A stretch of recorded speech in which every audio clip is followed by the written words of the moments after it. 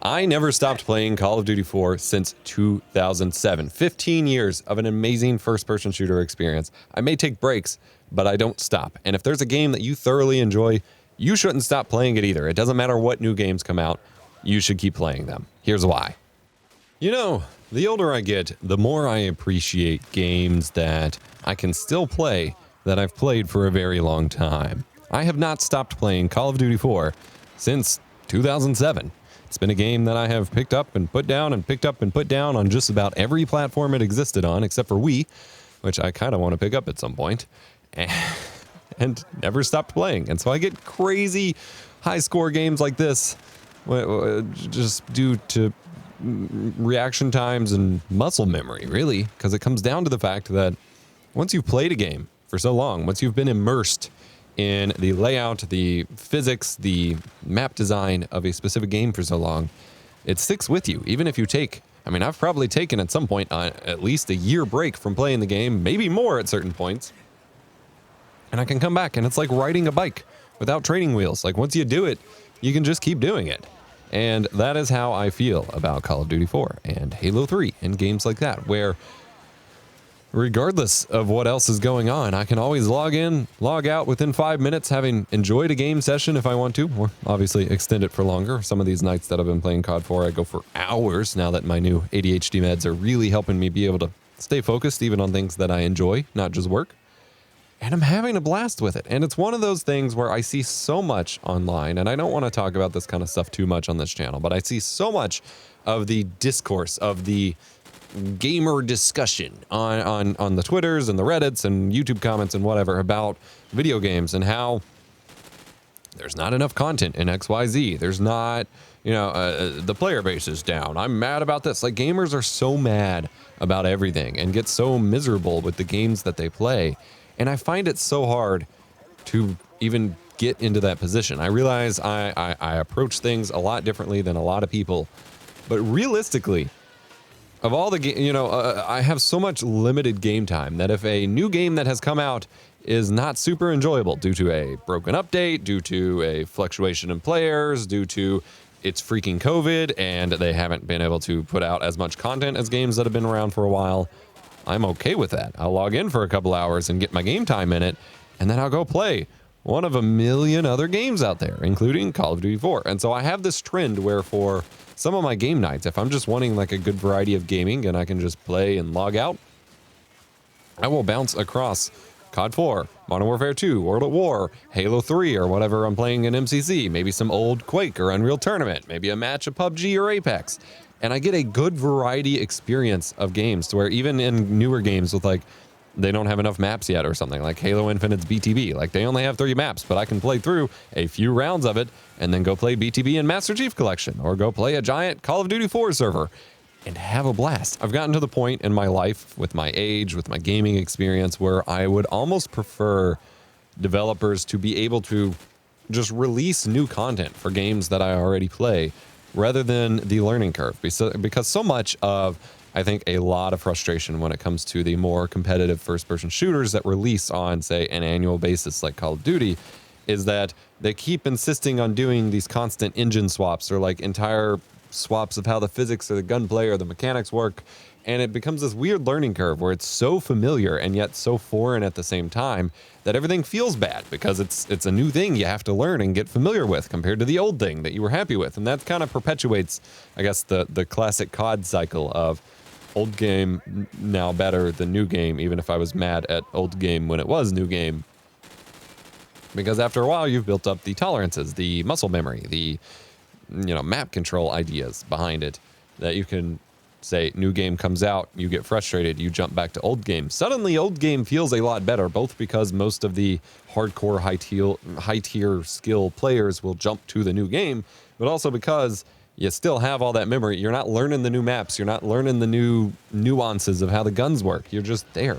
And it's such a nice, just a much nicer gaming experience to be able to log in to a game that I have played for almost 20 years, about 15 years, and still know the maps, still know the gun mechanics. My classes that I made a decade ago still work just fine. Or I can go through and just try out every gun. Just be like, hey, this gun sucked today. Maybe it'll work tomorrow.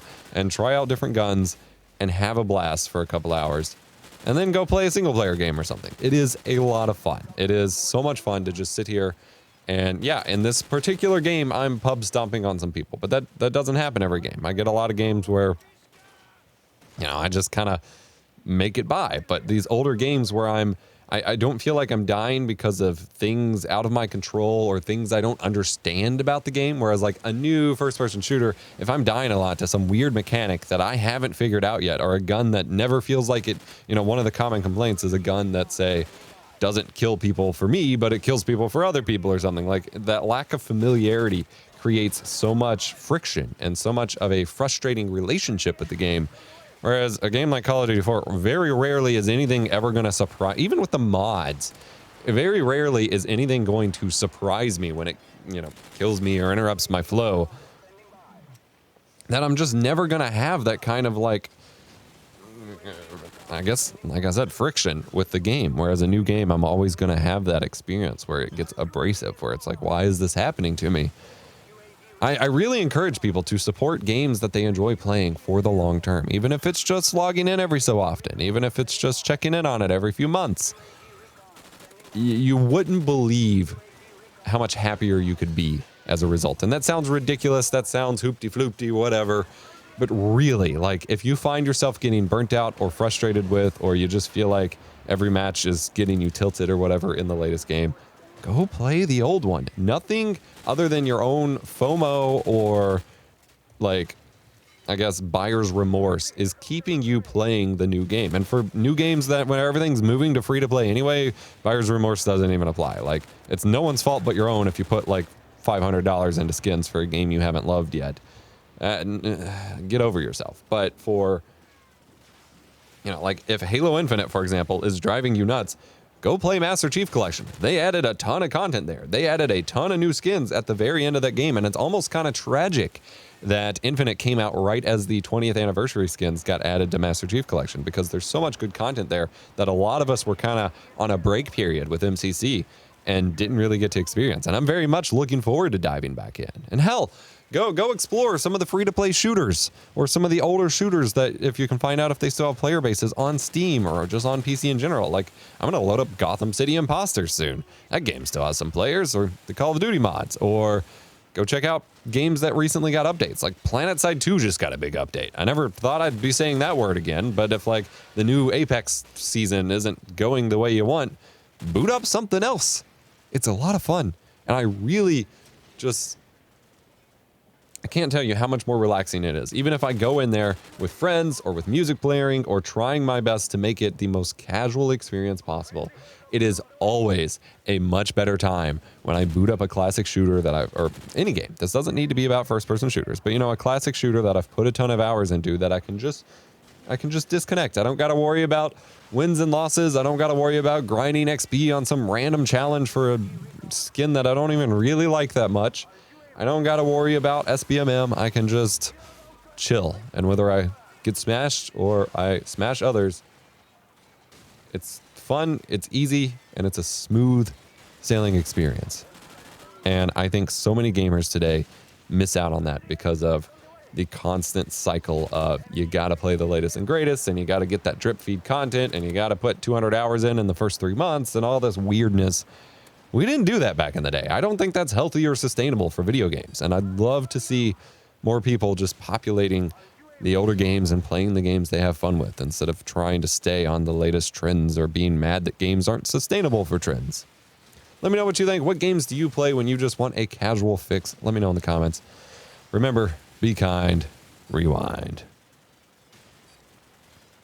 If you're looking for something else to watch, go check out my Call of Duty 4 in 2022 video, as it was a blast to make. Or if you want to talk more about this kind of stuff, check out this video on how nostalgia is not what you think it is. Remember, be kind, rewind. Holy shit!